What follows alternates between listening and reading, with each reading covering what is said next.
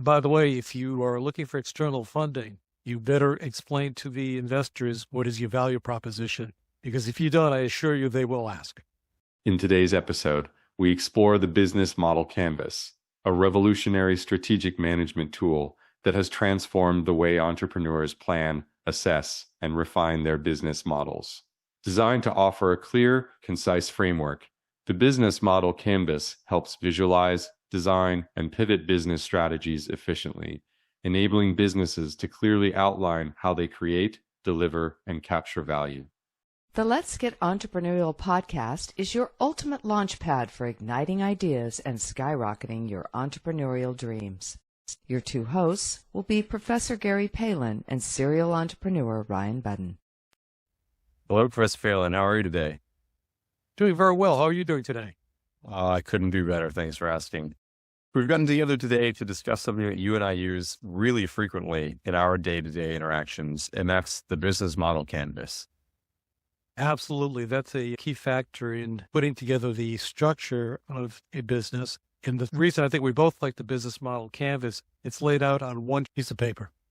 It's my go-to exercise for anyone that's starting a business or thinks they have an idea to start a business, so you can really flesh that out and make sure that you're going in the right direction and that you've thought about everything.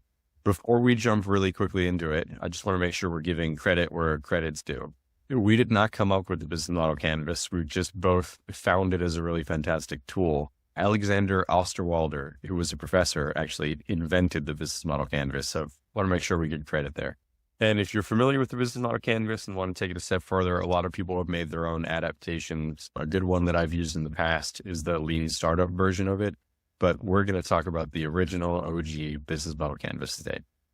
Let's dive into it. For anyone that's listening, I would encourage you to at least hit pause here and go get a photo of the business model canvas, because we're going to be referring by direction to a lot of what it looks like, so that it'll at least get an idea of the look and feel in your head. If you're listening with your own idea, maybe you want to print it out and you can actually start filling it out as we go through it together. I always advise people to use sticky notes instead of writing on the actual piece of paper, because the whole idea is to develop it, which inherently involves changes. And it's so much easier, instead of just crossing out everything on this piece of paper, pull off the sticky note, throw another one on there. Yeah, I'm a big sticky note fan. Also, a lot of times that I do this exercise, it happens on a whiteboard. Same exact idea. I had to change it, move things around.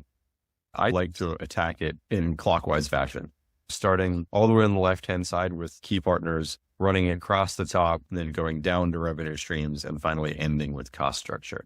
Is that the same approach you take? That's the approach I take, and that's the approach when I'm teaching my students about the business model canvas and having them implement it. That's the same approach I take with them. Great. And the reason I think pointing that out right in the beginning is most people have thought about cost structure and revenue stream before any of these other things. And by the time you talk about the other things, you actually might have changed some of that down below. Talking about how you're earning money and how much money is really fun. Talking about how that happens is a lot more difficult. And achieving it is the most fun. There we go. Let's jump straight in here. The first one on the top left-hand corner is key partners. It may seem super obvious, but actually writing down, who are you relying on?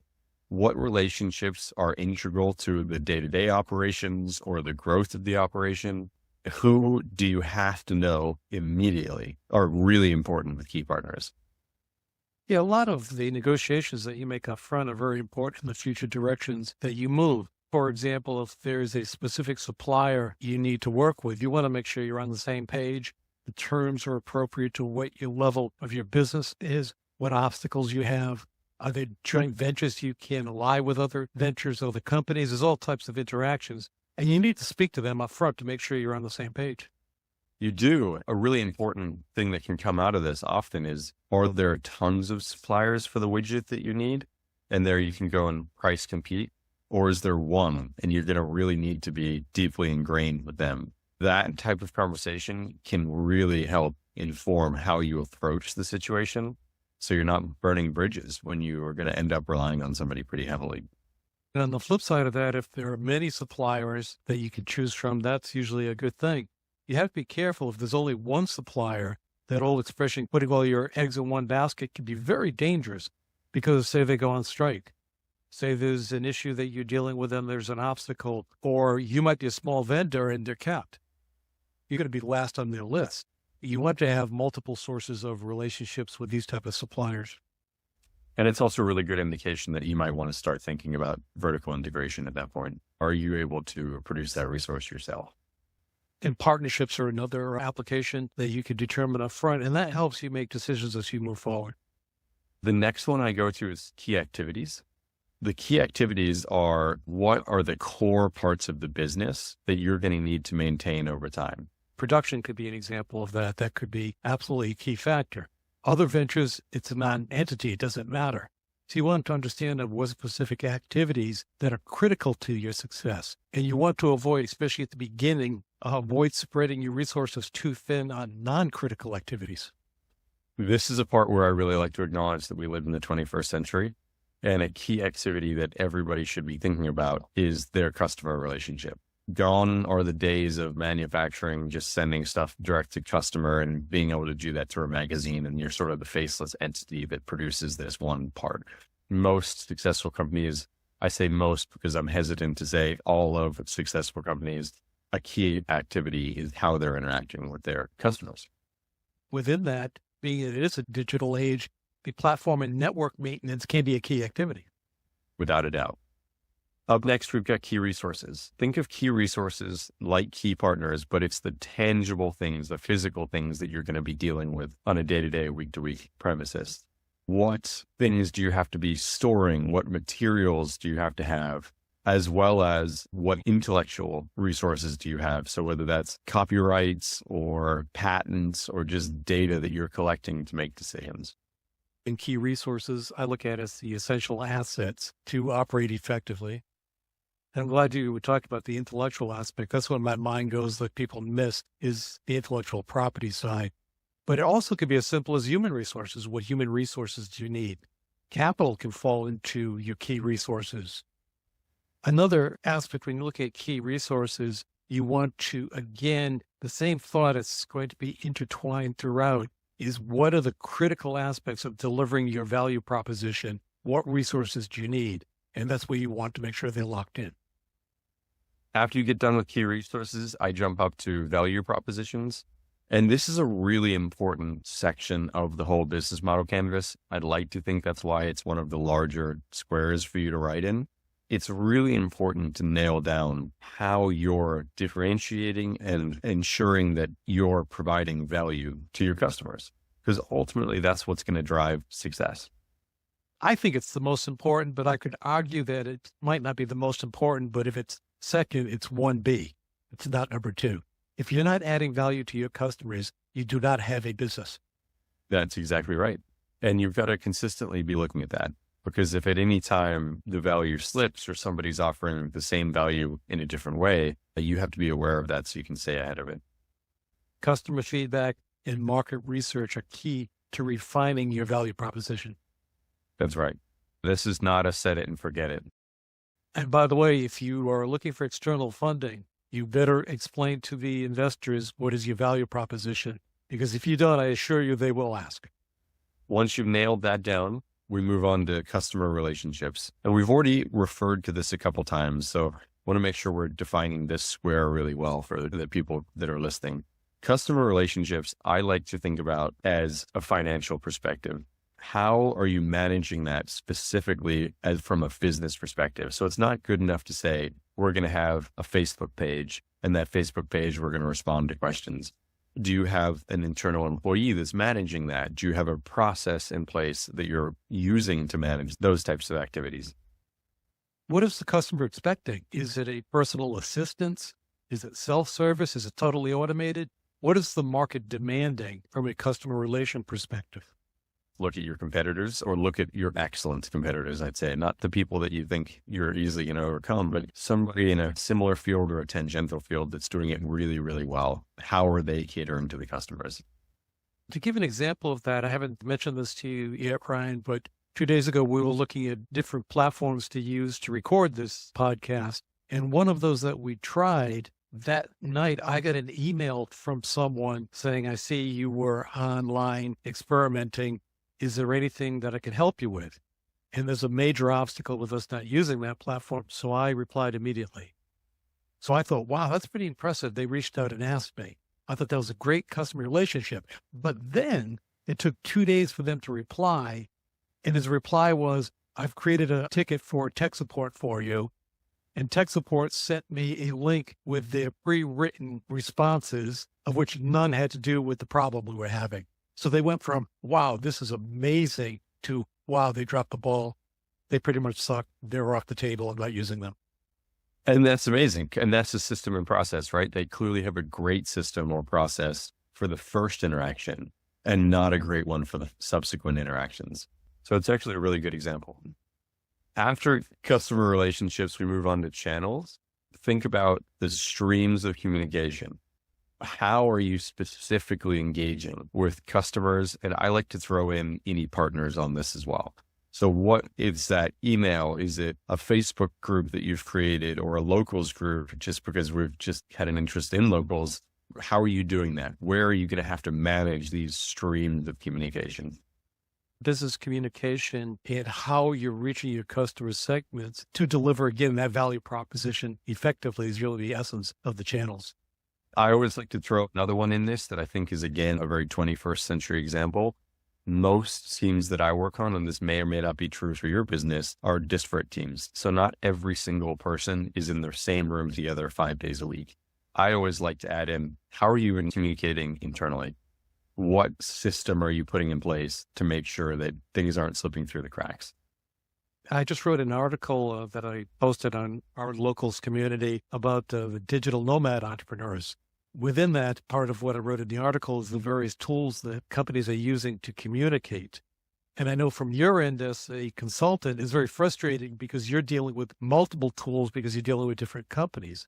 When you're controlling within your own company, make sure you're consistent and don't have too many channels. You want to focus. You do want to focus. It's one of the difficult parts of my specific career choice is every company has their own channels. Keeping which company is on which channel. A little overwhelming, but there are positives and negatives to a lot of them out there. And there are many of them. So you want to investigate which one is most pertinent to you. And I would suggest go talk to businesses in your arena, your mentors, and ask them what they're using and the pros and cons.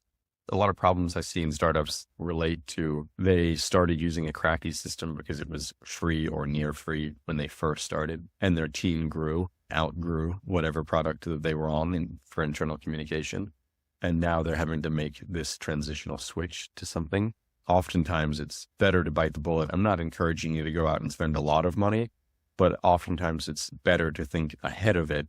So you're on something, even if you're not getting 100% of the value out of it originally, so that you don't have to have that transition later on.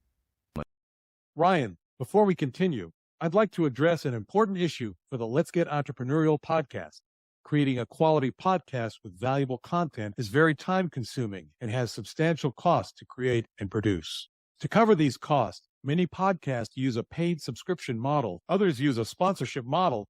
We prefer not to implement either of these options. I would like to address a concept called value for value podcasting.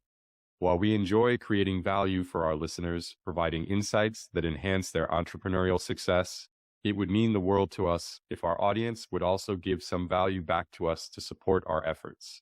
One might wonder, how can you support our show? Well, it's simple. Sharing our podcast with friends, colleagues, or on your social media is a fantastic way to give back. Also, we love receiving your feedback, comments, or even just a cheerful email. Or consider making a monetary contribution through platforms such as Venmo or Substack. You can also support us by setting up a bill payment through your bank. This method allows you to send a contribution directly to our physical address. Every bit of support counts, whether it's tuning in, sharing our episodes, or contributing financially. Each contribution helps us cover production costs and improve the podcast. Check out our website at prospirit.com, where you can find more details on how to support us. Every contribution, no matter the size, makes a massive difference. Decide for yourself. What is the value of this episode to you? Let's do this together. We provide value and you return value. Value for value podcasting. Thank you for being a part of Let's Get Entrepreneurial. Now, let's get back to today's episode. Up next, we have customer segments.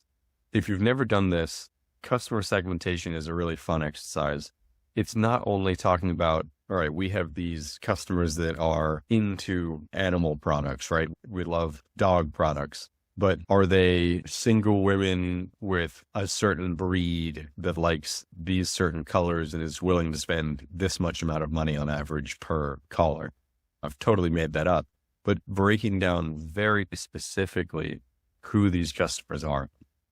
Yeah, you and I are big fans of niche markets versus if you go too broad, that gets very difficult, it's very expensive, and you get frustrated trying to reach a broad segment or multiple segments. You really want to focus in on where is the low-hanging fruit of the segment is how I would look at it. And I'd even encourage you, if you are in a very broad sector, still trying to identify who these people are and specifically what they're interested in. An exercise that I've done that really helps with that is give that person a name. A lot of marketing professionals will call these personas, and you can do some research on persona creation. Get so specific that you can refer to that type of customer as Jim. What's Jim looking for in this product, and why are we shifting this product or adapting this product to better cater towards Jim's needs? Yeah, and you can really delve into the psychographics, the demographics of Jim, and then therefore, how do we reach Jim? The more specific you get, the more useful of an exercise this is. Even right now, even if it's just one or two, you'll find that you have more than one or two unless you're only selling a specific, like one product or one service. But that's a good place to start. Next, we have revenue streams. This is probably the most fun to talk about. Don't take the next 2 hours dissecting revenue streams. Get past it and look at this holistically for right now. But revenue streams is all about how you're going to make money. What are people paying for? So not the specific amounts per item, but what are those items? What are the services? What are the products that make a revenue stream? How I look at it is how we're going to monetize this concept. And I always like to look at what is the length of the pipeline to monetize it also. That gets back into determine what's the capital that you'll need to move it towards that end. And also I tie that into, again, the value propositions and your segment's willingness to pay. Keeping those two things in balance is really key. Also looking at existing, go back to your market or your niche and figure out what other companies are doing really well, where they're lacking, what your best competitor is doing, what your worst competitor is doing, so you can keep in mind where you are fitting into that market. Yeah, and you also want to make it seamless and very easy for your customers to pay you. And thankfully, in the world we live in, paying people has just gotten easier. Hopefully that's not too much of a problem for you. If it's difficult to track you down and pay you, it probably means people aren't going to do it. Lastly, we have cost structure. From that revenue, you're making all this money. What are the costs built in to make the money? So if you're selling, go back to the example of a dog collar, and you've got the little plastic piece that clips together and the nylon strap that goes around it, what are the bits and pieces that go into it? And making sure that you're adding in your overhead and any tangential cost to get to that dog collar that you're ultimately selling. Yes, I like to look at fixed cost versus variable cost also. And for those of our audience who are not familiar with those terms, fixed cost are costs you will incur whether you sell 0 units or whether you sell 1,000 units. Where variable cost is direct cost with each unit you sell, your cost will go up. That could be in your example of the dog collars. The variable cost could be the materials. So the more material you're using, the higher your variable cost will be. But if you need some type of manufacturing facility, that's how much you pay per month. It's not tied in directly to how much you're producing. Salaries are another good one there. You're going to have a certain number of people on staff, whether you're selling 1 unit or 2 million units. And there's another concept I think it's important for people to understand what cost structure is, economies of scale, which is basically the more you sell, the less it will cost per unit. Economies of scale as you're scaling up will be helpful so that you can lower the cost to the consumer. Think about Walmart. They're able to achieve such low costs because they are buying 10 million units at a time instead of the mom and pop shop that's only able to warehouse 500 at a time. That brings us to the end of the business model canvas. What I normally find just from a point of interest is once you make this full clockwise rotation, It's often beneficial to just quickly touch on each one of the items that you've already completed, because as you've talked through these things, often I'll find that there's things I want to add and there's things actually I want to take away or move to another section once you have that full picture in your mind. What I like about it very much is as you move forward, you have the ability to test your business model, and then you can go back and make changes based on the information that you're gathering. Without a doubt. This should be a working document is essentially what you said. It's not a set it and forget it, put it away. Great. That was a fun exercise. We talked about it, but I like to reference back to it quite a lot. Something I talk about in my consultancy is a common language. Business just works better if you can establish a common language.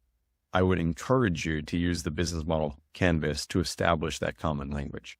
When you're talking about key resources, can you refer to it as, look, in the key resources, we talked about this, who's managing it? How are we handling it? Which channel is it going through? And that helps inform the conversation and make sure we're all on the same page. Because in a startup, most likely everyone is bringing their own field of experience to it. Everyone speaks a slightly different language. And the quicker you can get everyone on the same page, the easier communication gets. Absolutely. And it provides clarity for all. Any other key points or takeaways about the business model canvas?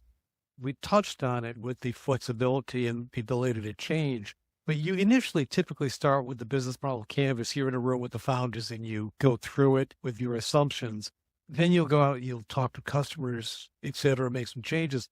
But don't forget to go out and talk to potential mentors, potential investors, or anyone that has experience that's in the know, and run it by them, because they can give you some insights that your team never thought of, and that can help solidify the business model canvas. Yeah, don't be scared to share this with other people. I think that's a really nice point to leave it on. Well, let's get entrepreneurial. Let's get entrepreneurial. We extend our gratitude for your presence and attention.